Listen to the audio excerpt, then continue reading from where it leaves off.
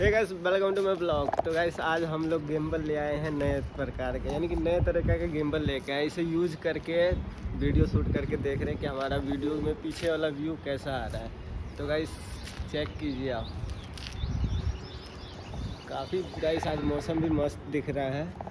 और गाइस बारिश का मौसम हुआ पड़ा है, शायद आज बारिश भी आ सकता है और इसीलिए हम लोग छुट्टी उट्टी किए हैं। वीडियो चालू है? हाँ सच्ची? सही है, ऐसे थोड़ी प्रैक्टिस थोड़ी करता हूँ, शूट कर रहा है। तो गाइस ये देखिए हमारा भाई आईफोन लेके आए नया। कौन सा आईफोन आप लिए? XR। तो गाइस XR लिए, मैं भी XR लेने वाला था, ठीक है, लेकिन मैंने नहीं लिया। मैंने बोला कि iPhone 12 ले ले। तो गाइस हम लोग के पास आईफोन, गिम्बल, माइक, कैमरा सभी आ चुका है। तो गाइस निकलेंगे कहीं नई टूर पे, तो देखते हैं कब निकलते हैं। गाइस आप लोग हमारे चैनल को सपोर्ट कर दीजिएगा, यानी कि सब्सक्राइब कर दीजिएगा ताकि हमारा वीडियो आप तक पहुंच सके। बिना माइक